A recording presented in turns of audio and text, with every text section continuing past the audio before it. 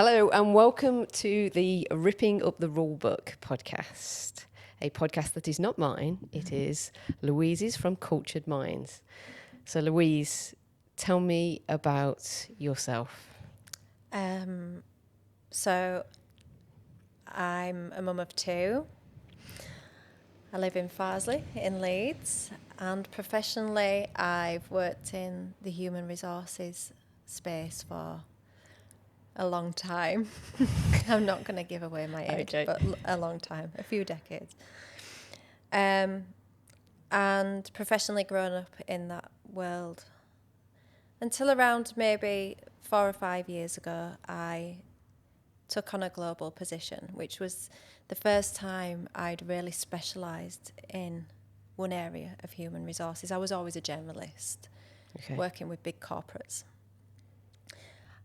But this role was particularly interesting because it was less of the day-to-day stuff that normally falls on the desk of a HR person, and was more focused around, my task was to create a brand that people loved and wanted to work for. Okay. And that company was spread across 14 different countries. So culturally, there's a huge mix from working with teams in Asia, Europe, through to the States. And I loved it because it was just very people focused. It was about how you create an amazing workplace that people actually enjoy coming to and building a community. And I felt I thrived in that role. But then maybe 2 years ago, maybe just a little over 2 years ago, I had this vulnerability. Things had changed in my personal life, and I was bringing up the kids on my own. And the business was changing, leadership had changed. And just the feeling of what was once felt really empowering wasn't there anymore. And the function didn't have the same voice as it once did have. And over time, I just became more disempowered, disengaged. But the vulnerability was I felt very dependent on working for this one company or any one company. And given my personal circumstances, didn't like that. Just didn't sit well. It was uncomfortable. And just had an epiphany of the work that I've been doing and thrived in, and I could see the success. Why can't I do this for myself? Work with like-minded leaders who see the value in investing in people. And so I bit the bullet, and Culture Minds was born. So how long ago was Culture Minds born? Just over 2 years ago. And I wanted to do something different. So traditional HR in my career came with a perception. So for years I'd been called the Ice Queen. Or the Grim Reapers here. Because there was this connection to HR only gets involved or is present when things go bad. Or what have I done now? She's here. And I wanted to break away from that perception because of the work I had done around culture. So the association of using the term human resources, because it's been around for a long time, it evolved from the personnel function into human resources. That was its first evolution. And now I feel like we're going through a second evolution away from human resources to people and culture. Mm-hmm. And of course that does include transactional responsibilities, making sure people get paid on time, updating policies. But actually, as a profession, we bring so much more value than that. And for me, Culture Minds needed to break away from the stigma of the Grim Reaper. The HR Grim Reaper. Yeah. And so the name's really purposeful as well, because for me, organisational behaviour and mindset determines a culture. Mm-hmm. So Culture Minds was the name that came to mind. And it started really small, just working with people within my network who understood me and the work that I did. And it's kind of just grown from there. Do you think that is quite unique in your space, what you're trying to create? On the whole, yes, though there is a movement. Okay. And I have to give credit to my CPO in the role that I had in the global position. She was my inspiration. Okay. So she was the first leader I ever had who thought differently. So we completely ripped up any resemblance of a traditional HR practice because it wasn't adding any value. It wasn't seen as worthy. It was more, the perception was HR have asked us to do this again, we've got to do it. Right. You know, like when you've asked to do e-learning, it's like, oh God, so you just click the button to get through it. Health and safety is another one I think I'd throw in there. Yeah. And so she was really bold and really creative, and to see someone come into a global organisation and just say, we're going to just stop everything, was monumental. And so she gave me the inspiration, and I learned from her, actually, there is a different way. We're operating like we have done for 30, 40 more years. People aren't the same anymore. The world's different. So we need to adapt so that we can see that and be recognised that actually we have a vital role to play in organisations, not just pushing paper.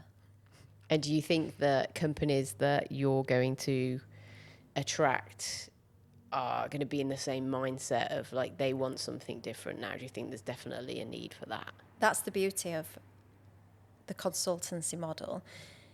We attract the thought leaders, the progressive people who understand and see the value of investing in culture, cultural design, organisational design, and these are big words that what do they mean? But actually it's about how you create an employer brand that is so attractive that the best people want to come and work for you, that they want to stay and thrive, and you nurture them.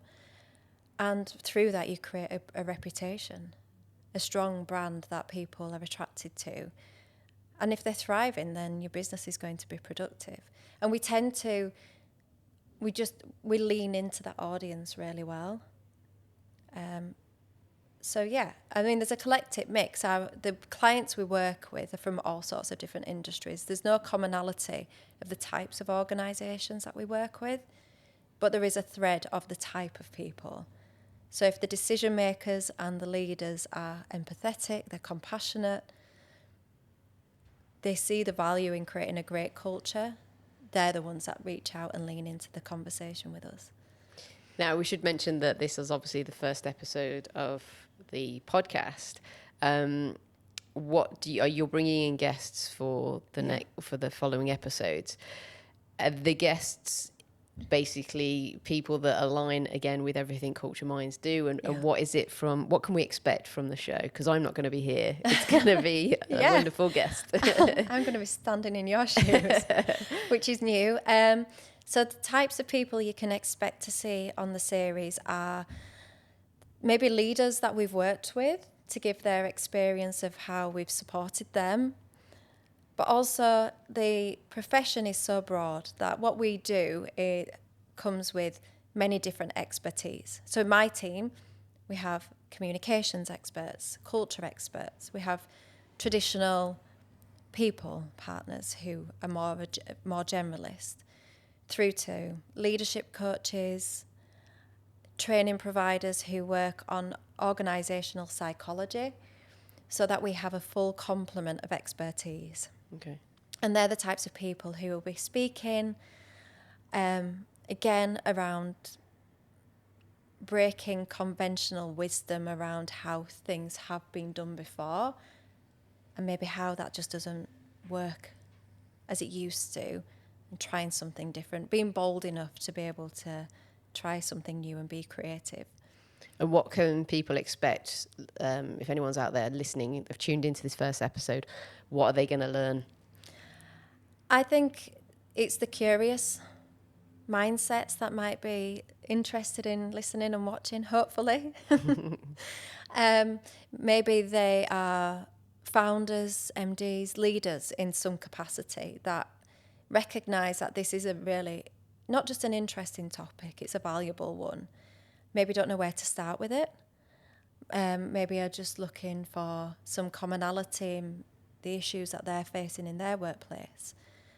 But hopefully to come away with some inspiration that it's okay to move away from traditional. It's okay to be creative and do something different. But I guess the audience will be the ones that are really invested in their team and want to create community within their workplaces. So hopefully they'll find the content interesting enough. Yeah, I mean, if anyone's listening that fits that remit, it's an ultimate compliment, isn't it? Because it shows that they're ready to kind of, like you say, ripping up the rule book and starting and creating something that I think we touched on this before we came on the show. Other companies, the bigger companies have started to do, we talked about, workplace, for example. I'm not saying the culture at Google or Apple is amazing because I don't know, but the whole idea of coming to a workspace that looks nice and, we're changing how people work, whether they work from home or in an office. And a big part of that probably is HR has not had the big shake-up yet. So how does it feel for you in Cultured Minds to be setting that pathway? Or is there anybody that you kind of look up to that is doing similar things? I take a lot of inspiration from thought leaders like Simon Sinek, and because he again is pushing what is traditional leadership and how it just doesn't suit society today. So you're right to say like Google and the big brands like Spotify, they're ahead in terms of recognizing that people want to come to a place where it is fun and they enjoy being there. When I think about how organizations were structured 50 years ago, very hierarchical, very power-driven, status-driven, might have suited that age, but society's changed. I mean, just look at how things have changed since COVID. People expect more autonomy and more flexibility. They have a greater say in what they want out of their career than maybe they did when I first left school and I was selling myself in interview. The dynamics of that have completely shifted. When candidates show up, they're asking, what are you going to do for me? How are you going to fulfill my needs professionally?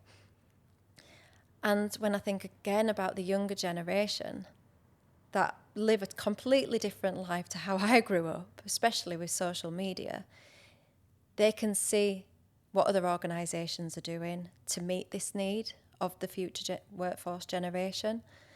And they're going to be the businesses that attract the top talent. So I think there is a responsibility for all organisations to be thinking about how society has changed, but how candidates have a different set of expectations to what they did even 10 years ago. And would you say HR really needs to play the heart of a business for it to feed out into all other areas? Like if you get that kind of nailed, it really sets a foundation for, like you say, leadership and sales and all 100%. Aspects that come from that. 100%. And I think that any organisation that doesn't have a HR voice on that senior team or on the board is missing a fundamental part. Because there is so much out there in terms of science and theory to show that when people show up to work and they're invested, they're engaged, profitability and performance is going to increase. I mean, it's common knowledge. And HR are the facilitators of that. They are the sounding board to the rest of the senior team to gauge the temperature of the culture and where there's opportunities missed. So, for example, if people are walking away from a business because they don't feel recognised or they don't feel empowered, who else is facilitating that conversation at that top level if it isn't human resources? Now, it isn't just a HR responsibility. I want to make that clear. For me, we're the facilitators, or we're the enablers of the conversation. Creating a great workplace and great culture is a collective responsibility of everyone. But for sure, we're the ones who are bringing it to the table, guiding and giving, whether that's solutions or just as a soundboard to the senior team, so that it has got a place on the agenda regularly. And the organisations that we work with for sure do. People's always on the top of the agenda every time. And it sounds like you're creating a company that is looking at HR as something that traditionally was separate, and that, oh, we've got to speak to HR, and oh, we've got to do this. And HR are kind of like the annoying people in the background. Yeah. But actually, it's like most things, isn't it? When they come together with other departments within a business, that's where things start to work. And is that something that you think is easily done now? It's easier than it was in my younger career. There was a perception of, oh, you don't understand the business, so you couldn't possibly add value in that way. Right. Because you don't understand the commercials, you don't understand the operations. That has shifted now. Again, not everywhere. But in the main, I do see that there is a perceptional shift. But for an effective, we keep using the term HR, and I just want to say, I know people recognise that, but for me, that's old time, that's old school for me. The people and culture functions are the ones who are as commercially as astute as the rest of the senior team. They are under the skin of the business. They understand strategy, they understand commercial goals, they understand the EBITDA. So that the function is not sat as a silo, separate entity. It's absolutely dovetailed to all the other disciplines within that business. And you need that to be able to add value in the right place, because in the past it's been seen as a separate entity. It's been the reactive team for when something needs to happen. But actually now a strong people and culture function will really understand all the nuances in that business and will add value at the right time. So it's always going to have a positive impact. It's not this abstract, pink, fluffy that I hear a lot that is nice to do. Yeah. It actually adds real value back to the commercials of the business. Incredible. And finally, what do you hope to get out of the show? Oh my gosh. Interest that this is a topic that not only I am interested in, there's an audience there. And just to be daring enough to challenge conventional thinking and encourage the thought leaders to be bold enough to try something new. Amazing. So watch this space. Watch The Ripping this Up The Rulebook is coming. I won't be here. Louise will be your host. Hope you've enjoyed this episode, and please tune in for the next. Thank you.